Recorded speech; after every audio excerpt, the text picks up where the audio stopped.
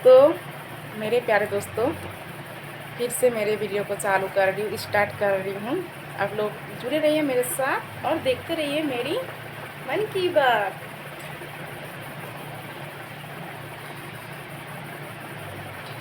तो ऐसे करते करते मतलब मैं पढ़ती गई, स्कूल जाती गई। मुझे पता नहीं था कि मैं मतलब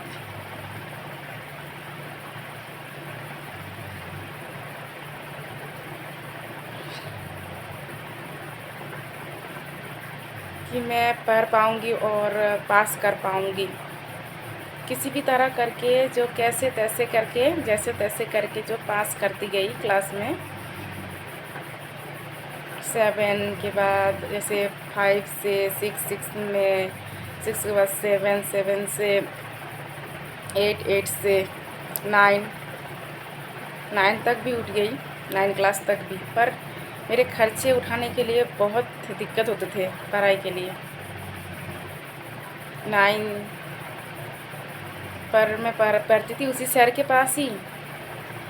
उस सर की वजह से ही जो है मुझे थोड़ा सा हेल्प मिला था, तभी मैं पास कर पाती थी। ये तो बताओ, कुछ समझ में आए चाहे ना आए, पर उन सर के वजह से जो भी मुझे नॉलेज मिला है, उन सर के वजह से ही मिला है। नहीं तो मैं यहाँ तक मतलब पढ़ नहीं पाती। थोड़ी सी पढ़ी हूँ, पर जितनी भी पढ़ी हूँ उस सर के वजह से ही मैं पढ़ पाई हूँ। उन सर समझते थे मेरी दुख की बात, समझते थे।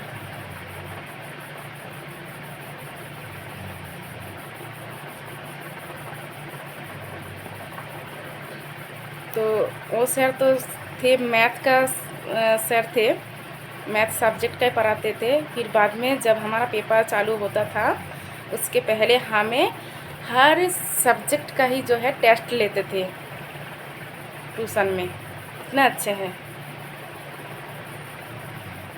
तो इसी चक्कर में मतलब थोड़ा सा हेल्प मिला है। तो इसी का मतलब फ़ायदा हुआ है मेरे पास होने में। तो ऐसे करते करते पास होते गए। तो 9 के बाद 10th पे भी उठ गई, 10 क्लास में भी उठ गई मैं। अब 10 क्लास में तो पता है कि कितना भारी पड़ता है, और तभी ज़माने में 10 पास करना बहुत बड़ी बात था। तो मेरे मन में बहुत टेंशन होता था कि मैं शायद मैं 10 पास नहीं कर पाऊँगी। यहाँ तक तो मैं आ गई हूँ किसी तरह, जितना काम है मुझे, क्योंकि मुझे ढंग से पढ़ने का टाइम भी नहीं मिलता है। थक जाती थी। खेत में जाओ, खेत से लेकर आओ, मतलब हमारे खेत और हमारे घर मतलब राउंड मारोगे, मतलब 6 बारी, मतलब हम जाते थे ना, तो 6 बारी मतलब वो लेकर आ पाओगे फसल को दिन में। एक दिन में 6 बार एक इंसान 6 बार राउंड कर पाएगा, मतलब जाएगा और आएगा फसलों को लेके 6 बार। सिर्फ इतना दूर है, आते आते इतना हालत ख़राब, गर्मी और ऊपर से इतना बोझ लेके आओ, कितना दिक्कत है। तो इंसान थकेगा नहीं। ऐसे लगता था ना कि जाऊँ ही ना, यहाँ पर लेट जाऊँ। जैसे हमने वो सिर से बोझ उतर के फसल के रख के, ऐसे तो बिल्कुल मतलब 10 मिनट तक वहाँ पर आराम करना ज़रूरी है, नहीं तो उठ के नहीं जा सकोगे। ऐसे हालत हो जाता था। पर क्या करें, दुख समझने के लिए कोई ना था नहीं। पापा होते तो ज़रूर इस दर्द को समझते। मेरी माँ मेरी दर्द समझती है, मैं मेरी माँ की दर्द समझती हूँ। मैं कैसे छोड़ दूँ मेरी माँ को अकेला? नहीं छोड़ सकती ना। मेरी माँ क्या मेरे हालत को देख के छोड़ पाएगी? नहीं पाएगी। जैसा हाल मेरा भी था। तो किसी तरह ऐसे 10 में क्लास तक मतलब पढ़ाई करी हूँ। तो 10th में मुझे बहुत सारी चीज़ों को जो है करना पड़ता है, जो जो काम रहता है क्योंकि बोर्ड का पेपर होता है ना। और मैं तो सिर्फ भगवान को याद करती थी, भगवान को।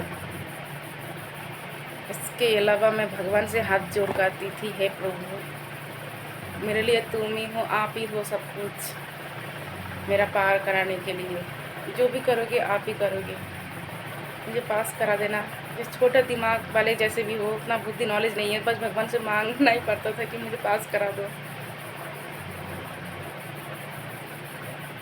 क्योंकि मेरे अंदर उतना टैलेंट नहीं था, और बिल्कुल भी वो नहीं था कि 100% गारंटी नहीं था कि जहाँ मैं कर पाऊँगी, मैं ये जीत पाऊँगी, ये काम कर पाऊँगी, मैं पास कर पाऊँगी। इधर काम, इधर पढ़ाई का टेंशन, पढ़ाई भी नहीं कर पाती हूँ। और जब भी फाइनल पेपर का टाइम होता है हर साल, तब भी कोई त्योहार या तो फसल काटने का टाइम हो जाता है। मैंने ये नोटिस शुरू से करती आई हूँ, बिल्कुल फाइनल पेपर के टाइम ही ये दो चीज़ जो है होगा, अभी भी होता है। मतलब डिस्टर्ब, इस डिस्टर्ब के पीछे आपको जंग लड़ना है जीतने के लिए, तभी हो पाते हो, नहीं तो नहीं हो पाएगा कोई भी सक्सेस।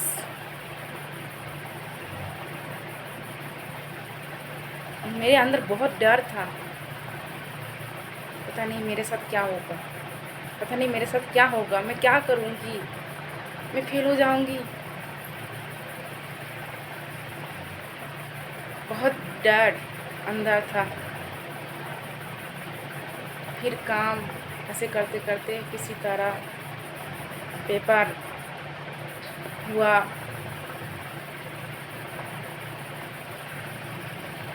पेपर किसी तरह मैंने दी, मन में धुक धुक धुक धुक धुक धुक धुक धुक धड़कने, धक धक करने लगे धड़कन।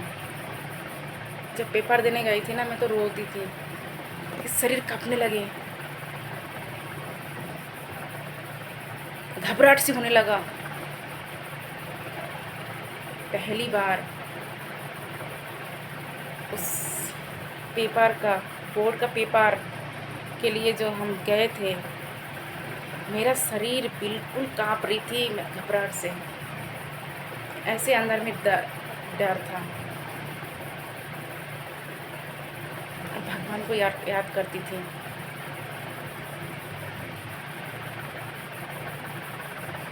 जब गई जैसे क्लास, मतलब पेपर रूम में, जैसे वो सीट नंबर होता है, रोल नंबर होता है, पर मैं, हमारे गांव में एक है लड़का, बड़ा है, उसको मैं भैया करके बुलाती हूँ, वो मेरे लिए भगवान है।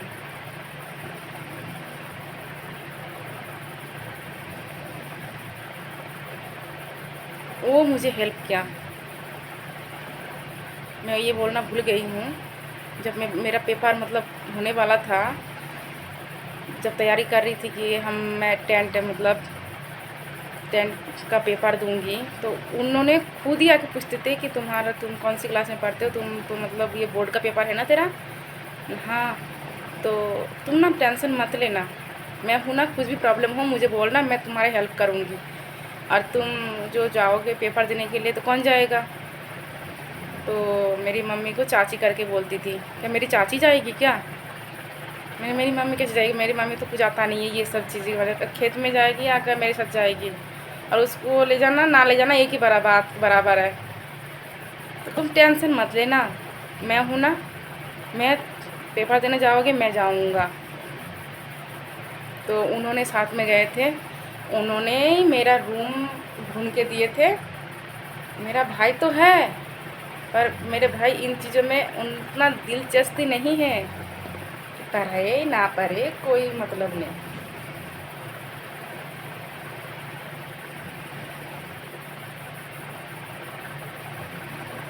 तो यही, पर उन्होंने बहुत अच्छा फ़र्ज निभाया है, तो मैं उनका नाम इसीलिए उनको याद कर रही हूँ। वो भैया अब हमारे गांव में नहीं रहते, वो चले गए अपने मामा के घर पे, वहीं पर मतलब अपने जो है मकान बनाया है, तो हमारे गांव में नहीं आता है। तो मैं तो गई थी तो कुछ दिन के लिए तो मैं आ गई थी, तो इसलिए उनसे मिल नहीं पाई हूँ, तो इसलिए अच्छा नहीं लग रहा। कभी जाऊँगी तो मैं मिल कर आऊँगी उन भैया से। बहुत अच्छे भैया हैं, उन्होंने मुझे बहुत हेल्प किया है। तो उन्होंने मेरा रूम ढूंढ के दिया, तभी जाके मेरा जो है तसल्ली सुकून मिला।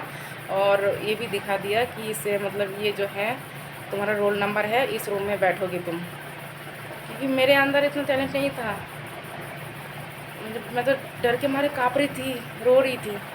मेरा क्या होगा, कैसे मैं पेपर दूंगी, कौन से रूम में, कौन से क्या क्या, मतलब ऐसे घबराहट सी।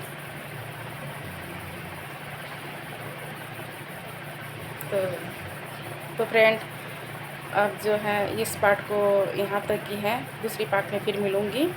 तब तक के लिए आप लोग अच्छे रहना। ओके।